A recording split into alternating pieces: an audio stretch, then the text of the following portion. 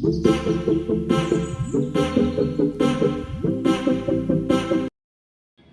बच्चों, welcome back to NCERT.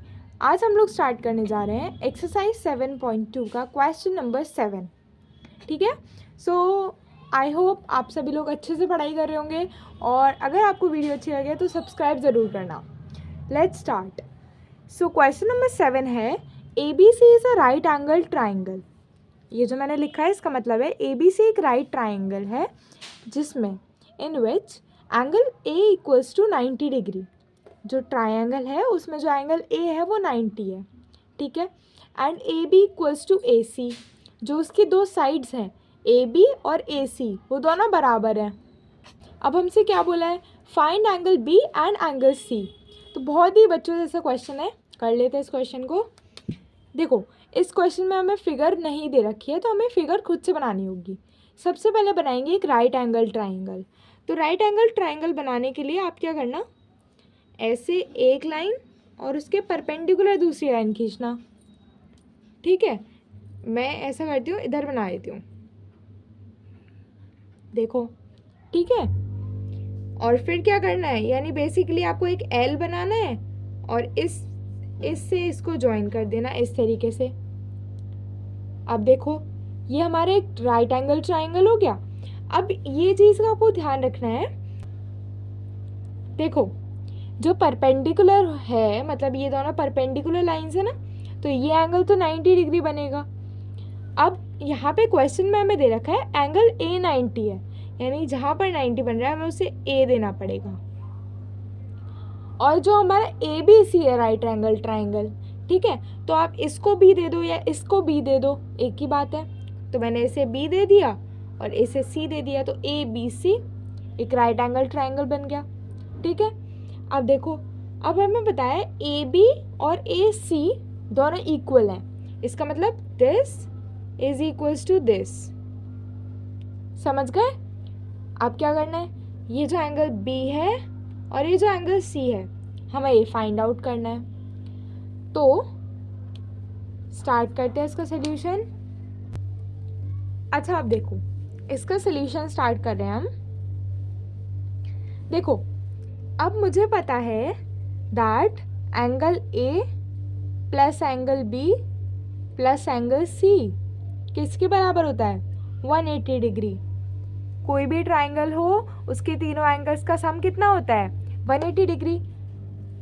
Angle sum property पढ़ी होगी आपने। ठीक है, एंगल सम प्रॉपर्टी होती है जिसके बेस पर हम क्या कहते हैं कि ट्राइंगल के तीनों एंगल्स का सम 180 होता है। अब एंगल ए तो हमें पता है, इसको दे रखा है, ये तो दे रखा है हमें 90, प्लस बी हमें नहीं पता और सी भी हमें नहीं पता है। ठीक है, तो हम angle B plus angle C निकाल लेते हैं यहाँ से। देखो 90 इधर जाएगा तो 180 माइनस 90 कितना हो जाएगा, 90 डिग्री। यानी बी प्लस सी हमारे पास 90 आ गया। अब हमें निकालना क्या है, हमें निकालना है बी और सी।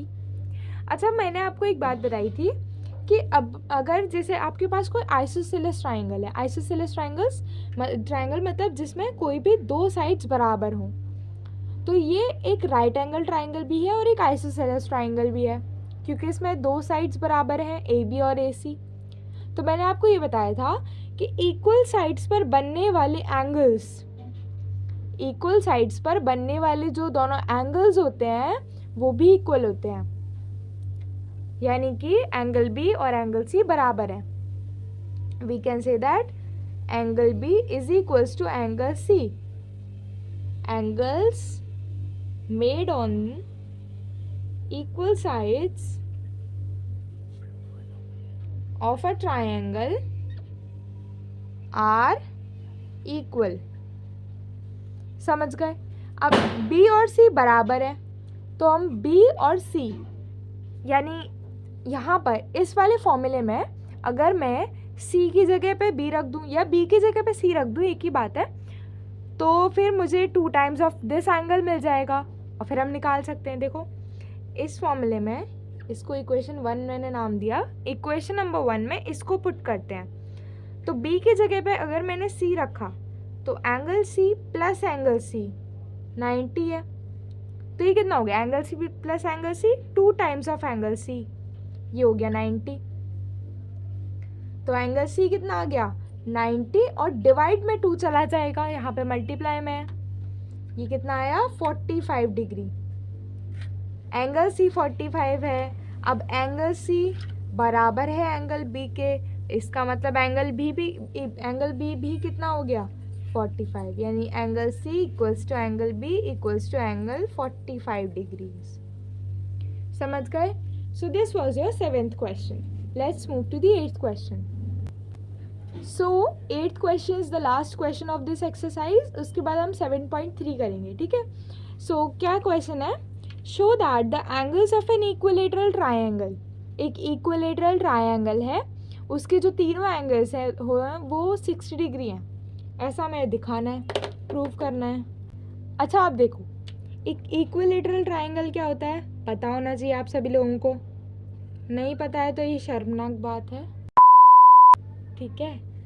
तो ये देखो, एक इक्विलेटरल ट्राइंगल मैंने बना दिया, इसको नेम कर देते हैं। तो ये मैंने बना दिया एक इक्विलेटरल ट्राइंगल, ठीक है।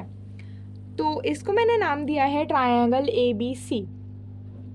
इक्विलेटरल ट्राइंगल क्या होता है, तीनों साइड्स बराबर होती हैं एक इक्विलेटरल ट्राइंगल की, और तीनों एंगल्स भी बराबर होते हैं, यानी AB is equals to AC, और AB और AC दोनों किसके बराबर हैं, BC के भी बराबर हैं, यानी तीनों साइड्स इक्वल होती हैं, plus this angle is equal to this angle is equal to this angle.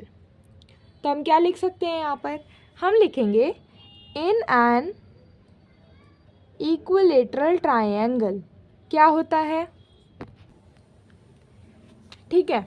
So in an equilateral triangle AB is equals to AC is equals to BC, तीनों साइड्स बराबर हैं, प्लस तीनों angles भी equal हैं, that is angle A is equals to angle B is equals to angle C। अब वही चीज़ जो हमने पिछले क्वेश्चन में करी है, वी नो दैट, हमें पता है ना, we know that angle A plus angle B plus angle C is equals to 180। और अगर तीनों बराबर हैं तो A को तो A ही रहने दिया मैंने, B को भी A लिख दिया क्योंकि बराबर है ना, और C को भी A लिख दिया मैंने, यानी वो भी बराबर है, इक्वल्स टू 180।